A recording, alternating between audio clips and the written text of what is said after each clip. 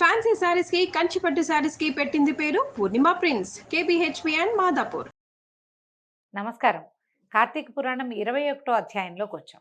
ఈ కథలో మనం జలంధరోపాఖ్యానం గురించి చెప్పుకుంటున్నాం.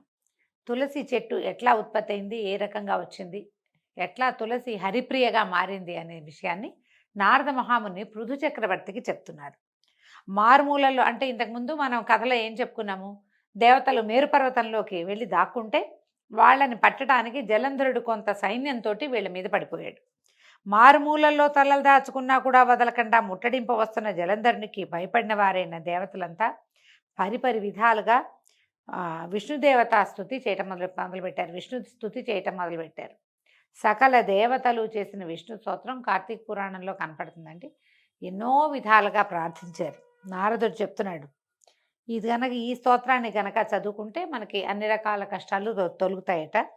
అయితే సంస్కృతంలో ఉన్న దాంట్లోంచి తీసుకుంటే మనం తప్పులు లేకుండా దొరుకుతుందండి. అవకాశం ఉన్నవాళ్ళు చూడండి, పద్మపురాణంలో కనిపిస్తుంది. అయితే కూర్మాది అవతారములు ధరించిన వాడవు, సదా భక్తుల కార్యములు చేయటందు సంసిద్ధుడగవాడవును, దుఃఖములను నశింపచేయువాడవు, బ్రహ్మాదులను సృష్టించి వెలయింపచేయువాడవు, శంఖము గద పద్మము కత్తి ఆదిగా కలిగినటువంటి పంచాది ఆయుధాలను ధరించిన వాడు అయినటువంటి నీకు నమస్కారమగుగాక. భగవంతుని ఇట్లా ప్రార్థిస్తున్నారు. లక్ష్మీపతి, రాక్షసారాతి, గరుడవాహనుడు, పీతాంబరుడవు అయినటువంటి నువ్వు యజ్ఞాదులకు కర్తవు, క్రియారహితుడవు, సర్వరక్షకుడవు అయినటువంటి నీకు జయమగుగాక. రాక్షసులచే పీడింపబడిన దేవతల దుఃఖమనే కొండని నశింపజేయటంలో నువ్వు వజ్రాయుధం వంటి వాడివి, శేషసేనుడివి, సూర్యచంద్రులే నేత్రాలుగా కలిగిన వాడవైనటువంటి ఓ వ్యాపనశీలుడమైన విష్ణువా నీకు నమస్కారము, పునః నమస్కారం, మళ్ళీ నీకు దండాలు పెడుతున్నాను తండ్రి అని ఇలా ఎన్ని విధాలో ప్రార్థించారు. ఈ విధంగా దేవతలతోటి కీర్తింపబడిన ఈ విష్ణు స్తోత్రాన్ని చదువుకుంటే కనుక ఎన్నో రకాల కష్టాల నుంచి కడతేరగలము అని చెప్తూ పృథువుకి ఈ రకంగా చెప్తూ నారదుడు మళ్ళీ పురాణ ప్రవచనానికి ఉపక్రమించాడు.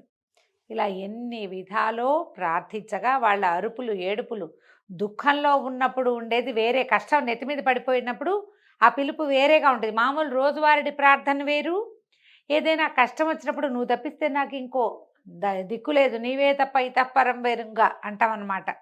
నువ్వు తప్పిస్తే మమ్మల్ని కాపాడేవాడు ఎవ్వడూ లేడు అని వాళ్ళు చేస్తున్నటువంటి ప్రార్థన ఈయన చక్రపాణి చెవినబడ్డాయి. దేవతల కష్టాన్ని చింతిస్తూనే దానవులపై కోపం కలవాడై చెయ్యన్న తన చెయ్యని వీడి గరుడ వాహనంపై కదులుతూ, లక్ష్మి నీ తమ్ముడైన జలంధరునికి దేవగణాలకి యుద్ధం జరుగుతోంది, దేవతలు నన్ను ఆశ్రయించారు, నేను వెళ్తున్నాను అని చెప్పాడు. అందుకు ఇందిరాదేవి రవంత చెల్లించినదై, నాథా నేను నీకు ఇంత ప్రియురాలనై ఉండగా నీవు నా తమ్ముని వధించడం ఎలా జరుగుతుంది అని ప్రశ్నించింది. ఇప్పుడు జలంధరుడు లక్ష్మీదేవికి తమ్ముడు ఎట్లా అయ్యాడు? క్షీరసాగర మథనంలో పుట్టినది లక్ష్మీదేవి, సాగర సంగమంలో జన్మించిన వాడు జలంధరుడు. ఈ విధంగా చంద్రుడితో పాటు మన జలంధరుడు కూడా లక్ష్మీదేవికి సోదరుడే, ఆమె తండ్రి ఎందే పుట్టాడు కాబట్టి ఇంకా తమ్ముడని చెప్తున్నారనమాట. అప్పుడు రమాధవుడు నవ్వి, నిజమేదేవి, నాకు నీ మీద ఉన్న ప్రేమ చేత, బ్రహ్మ నుండి అతను పొందిన వరాల చేత, శివాంశ సంభూతుడు కావటం వల్ల కూడా జలంధరుడు నేను చంపదగినవాడు కాదు అని మాత్రం చెప్పి సర్వాయుధ సమీకృతుడై గరుడవాహనారూఢుడై అతి త్వరితంగా యుద్ధ భూమికి చేరిపోయాడు. మహాబలి అయిన గరుడుని రెక్కల విసురులకు పుట్టిన గాలి వలన రాక్షస సేనలు మేఘశకలాల వలె చెల్లాచెదరై నేల కూలిపోసాగాయి. అది గుర్తించిన జలంధరుడు ఆగ్రహంతో ఆకాశానికి ఎగిరి విష్ణువుపై యుద్ధాన్ని ప్రకటించాడు. ఈయన ఏం చేశాడు, జలంధరుడు యొక్క జెండాని, రథచక్రాలని, ధనుసుని చూర్ణం చేశాడు విష్ణుమూర్తి. అతని గుండెల మీద ఒక బాణాన్ని కూడా వేశాడట విష్ణువు. వేసేసరికల్లా ఆ బాధామయ క్రోధంతో జలంధరుడు గదాధరుడే ముందుగా గరుడుడి తల మీద మోదాడు. గరుత్మంతుడు నేల కూలేట ఆ దెబ్బకి. తక్షణమే విష్ణువు అతని గదను తన ఖడ్గంతో రెండుగా నరికి వేశాడు. విష్ణుమూర్తి ఖడ్గం పేరు తెలుసు కదా, నందకం అని చెప్తారు. ఆ నందకంతో ఆ గదని రెండు ముక్కలుగా చీల్చిపారేశాడట విష్ణుమూర్తి. అలిగిన అసురేంద్రుడు ఉపేంద్రుడి ఉదరాన్ని పిడికిట పొడిచాడు. విష్ణువుతోటి బాహుబాహవి యుద్ధం చేస్తున్నాడండి. బాహుబాహి యుద్ధం, ఒకళ్ళ చేతులతో ఒకళ్ళు కొట్టుకుంటున్నారనమాట. అక్కడితోటి ఇవి జలసాయికి జలంధరుడికి బాహుయుద్ధం ప్రారంభమైంది. ఆ భుజాస్ఫాలనలకు, ముష్టిఘాతాలకు, జానువుల తాకిళ్లకి భూమి మొత్తం ధ్వనిమయం అయిపోవటం మొదలుపెట్టింది.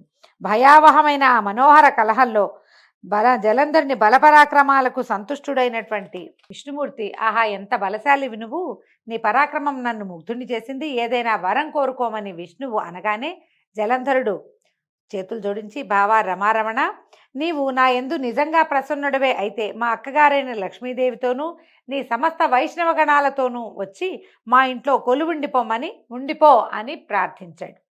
తానిచ్చిన మాట ప్రకారం తార్క్యవాహనుడు తక్షణమే దానవ మందిరానికి తరలి వెళ్ళిపోయాడు. సమస్త దైవస్థానాల్లోనూ రాక్షసుల్ని ప్రతిష్ఠించాడు జలంధరుడు. దేవసిద్ధ గంధర్వాదులందరి వద్ద ఉన్న రత్న సముదాయాన్నంతటినీ స్వాధీనపరుచుకున్నాడు.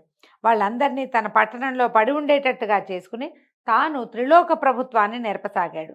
ఓ పృథు చక్రవర్తి, ఈ విధంగా జలంధరుడు లక్ష్మీనారాయణులను సాక్షాత్తు విష్ణుమూర్తిని లక్ష్మీదేవిని తన ఇంట్లో కొలువుంచుకుని భూలోకమంతటిని ఏకఛత్రాధిపత్యంగా ఏలుతుండగా విష్ణు సేవా నిమిత్తంగానే నారదుడు ఒకసారి ఆ జలంధరుని ఇంటికి వెళ్ళాడు. నారదుడు ఇట్లా చెప్తున్నాడు, నేను వెళ్ళానని చెప్తున్నాడనమాట. పృథురాజా, అలా తన గృహానికి వచ్చిన నన్ను జలంధరుడు చక్కటి భక్తి ప్రపత్తులతోటి శాస్త్రవిధిని సత్కరించి అనంతరము, ఓ మునిరాజా, నీవెక్కడి నుంచి విచ్చేశావు, ఏ ఏ లోకాలు దర్శించావు, నువ్వు వచ్చిన పని ఏమిటో చెప్తే తప్పక దాన్ని నెరవేరుస్తానని మాటిచ్చాడు. అప్పుడు నేను ఇలా అన్నాను, జలంధర, యోజన పరిమాణము పొడవు కలిగింది, అనేకానేక కల్పవృక్షాలు కామధేనువులు కలది, చింతామణుల చేత ప్రకాశవంతమైనది అయినటువంటి కైలాస శిఖరంపై పార్వతీ సమేతుడనైన పశుపతిని దర్శించాను. ఆ వైభవాలకు దిగ్భ్రాంతుడనైన నేను అంతటి సంపద గలవారు మరెవరైనా ఉంటారా అని ఆలోచిస్తే త్రిలోక చక్రవర్తివైన నువ్వే స్ఫురించావు. నీ సిరి సంపదలు కూడా చూసి నువ్వు గొప్పవాడివో ఆ శివుడు గొప్పవాడో తేల్చుకోవాలని ఇలా వచ్చాను. అన్ని విషయాల్లోనూ మీ ఇద్దరు ధీటుగానే ఉన్నారు, కానీ ఒక స్త్రీరత్నపోటు ఆధిక్యత మాత్రం నీకంటే ఆ శివుడి దగ్గరే ఉంది.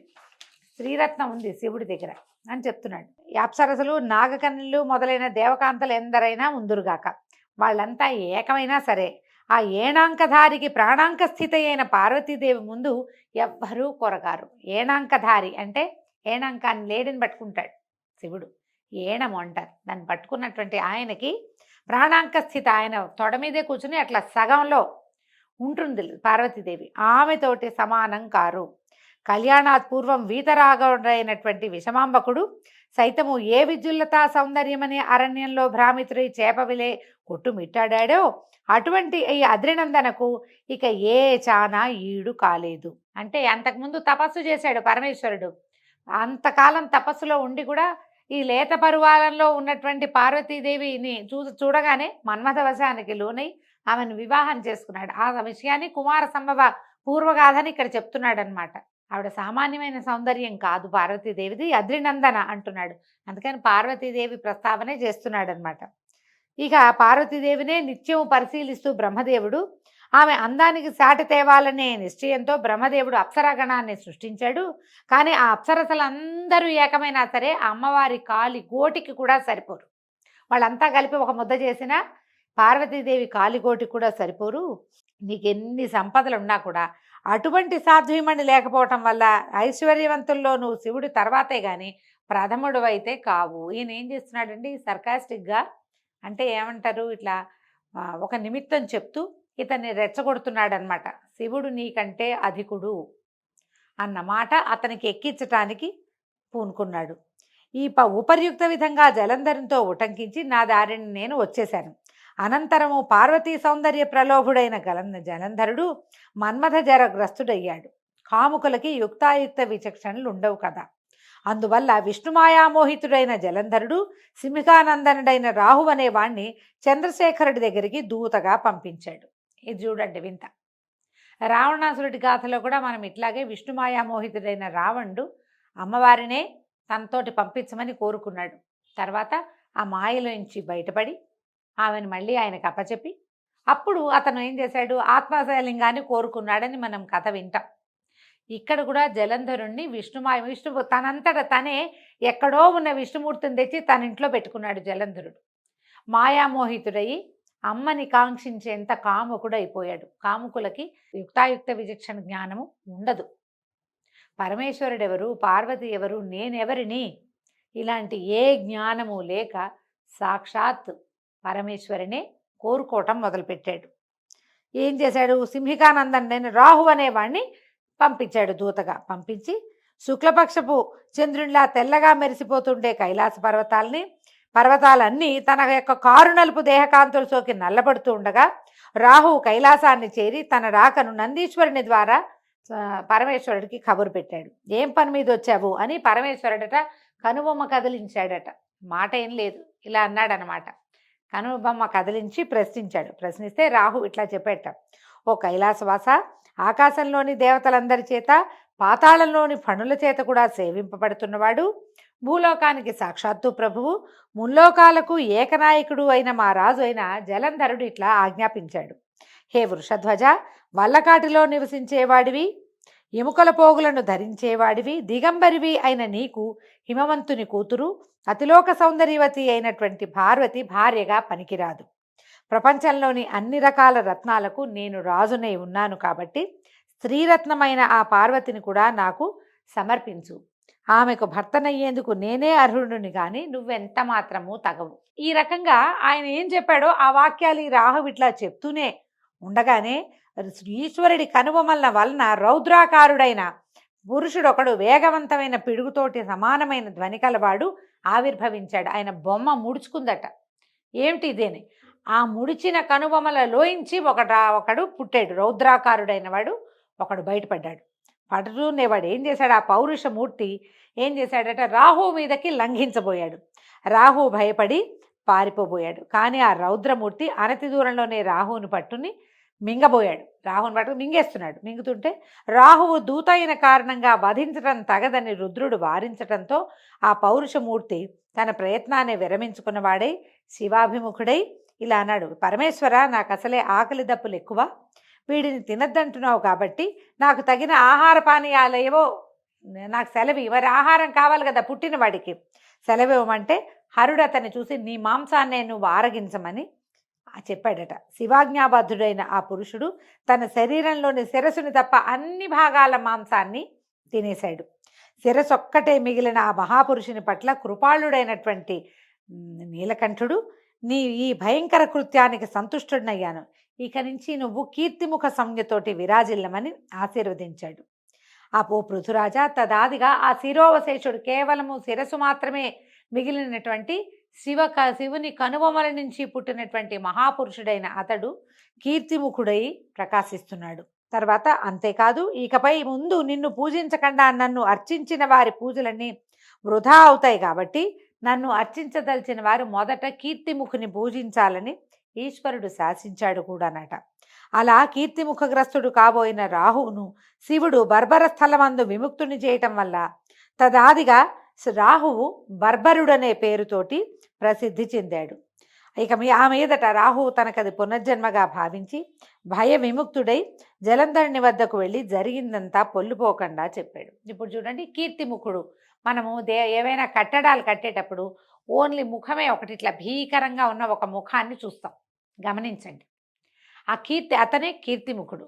ఈ శివాలయాలు అన్నిట్లలో కూడా, అంటే చిన్న చిన్న శివాలయాల సంగతి నేను చెప్పలేను, కానీ పురాతన శివాలయాల్లో సోమసూత్రంతో ప్రతిష్ఠ చేయబడినటువంటి అన్ని శివాలయాల సింహద్వారాల మీద కేవలము ముఖం ఉన్నటువంటి ఒక రౌద్ర స్వరూపం మనకి కనపడుతుంది. రుద్ర రూపమే, కానీ ఎట్లా ఉంటుంది, కళ్ళు పెద్ద పెద్ద విశాలమైన నేత్రాలు, పెద్ద కనుబొమ్మలు, కోరలు కలిగి పెద్ద పెద్ద మీసాలతో ఉన్న ముఖావశిష్టుడు మాత్రమే, ఒక ముఖం మాత్రమే కనిపిస్తుంది. ఆ ముఖమే కీర్తిముఖుడట. అతన్ని చూసే మనం శివాలయంలోకి శివదర్శనం చేసుకుంటాం. పరమేశ్వరుని ఆజ్ఞ చొప్పున అతనికి ఆ రకమైన ఇది లభించింది. దీంతో 21వ రోజు పారాయణ పూర్తయిందండి. రేపు ఉదయం 22వ అధ్యాయంతో మళ్ళీ కలుసుకుందాము. నమస్కారం.